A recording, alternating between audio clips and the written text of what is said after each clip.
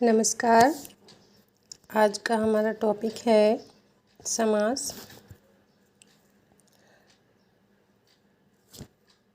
समास का अर्थ है संक्षेप। कम से कम शब्दों में अधिक से अधिक अर्थ प्रकट करना समास कहलाता है। समास में कम से कम 2 पदों का योग होता है। समास में समस्त होने वाले पदों का विभक्ति प्रत्यय लुप्त हो जाता है।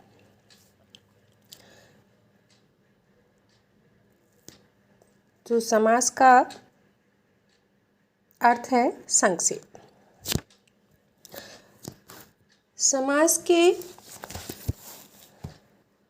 भेद इस प्रकार हैं। कहीं कहीं पर बताया जाता है कि समास जो है मुख्य रूप से 6 प्रकार के होते हैं, 6 भेद होते हैं। अव्ययीभाव समास, तत्पुरुष समास, क्रमधारय समास, द्विगु समास, द्वंद्व समास, बहुव्रीहि समास। लेकिन जो कुल समास के जो भेद हैं वो इस प्रकार हैं। अव्ययीभाव समास, तत्पुरुष समास, द्वंद्व समास, बहुव्रीहि समास।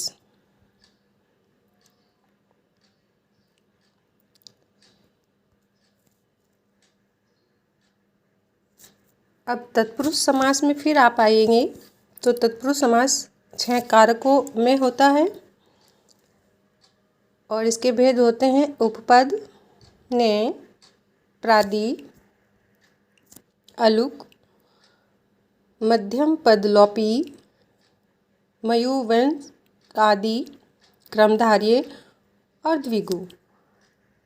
अब सही तरीके से देखा जाए तो क्रमधारय और द्विगु जो है तत्पुरुष के अंतर्गत आए हैं।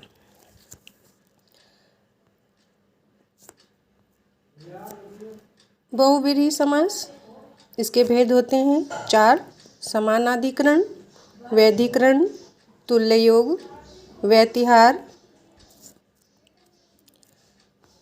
फिर द्वंद्व समास के भी 3 भेद होते हैं।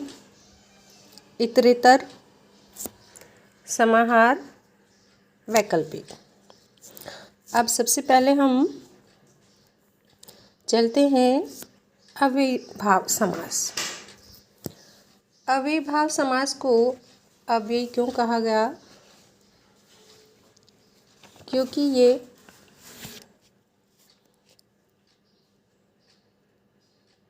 अव्यय से बनता है और अव्यय ऐसे शब्द को कहते हैं जिसमें रूप, लिंग, वचन, पुरुष, कारक इत्यादि के कारण कोई विकार उत्पन्न नहीं होता। ऐसे शब्द जो है हर स्थिति में अपने मूल रूप में बने रहते हैं, उनका कोई रूपांतर नहीं होता, इनका व्यय नहीं होता, इसीलिए ये अव्यय कहलाते हैं। जैसे जब, तब, अभी, उधर, वहाँ, इधर, कब, क्यों, वहाँ, आहा, ठीक, अरे और तथा, एवं। बहुत सारे अव्यय होते हैं।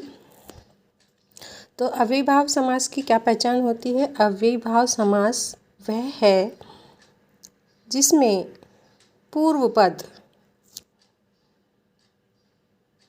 की प्रधानता होती है और समास पद अव्यय हो जाता है। जैसे प्रतिदिन, यथासंभव, यथाशक्ति, आजन्म, बेकाम, बेखटके, भरसक आदि। अव्यय तो इसमें होते ही हैं। इसमें पहला पद उपसर्ग आदि जाति का भी होता है, उसकी भी प्रधानता होती है। उपसर्ग आप जानते ही हैं। उपसर्ग और अव्यय इन दोनों का अध्ययन भी अव्ययीभाव समास से पहले आवश्यक है। अव्यय उपसर्ग उस शब्दांश या अव्यय को कहते हैं जो किसी शब्द के पहले आकर उसका विशेष अर्थ प्रकट करता है। तो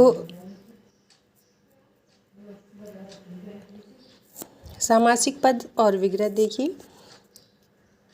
प्रतिदिन, दिन दिन, अथवा प्रतिदिन भी हो सकता है, प्रति प्लस दिन, तो इसका मतलब प्रत्येक दिन। प्रति इसमें जो है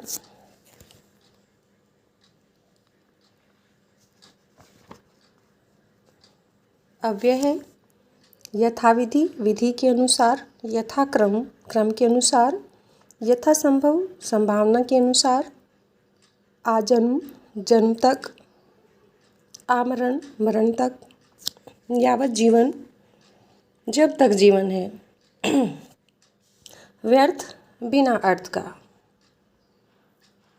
ऐसे ही बहुत सारे शब्द आते हैं, जैसे प्रतिकूल, प्रति प्लस कूल, हाथों हाथ, हाथ ही हाथ में, ऐसे उनका विग्रह होता है। तो यह हमारा अव्ययीभाव समास था।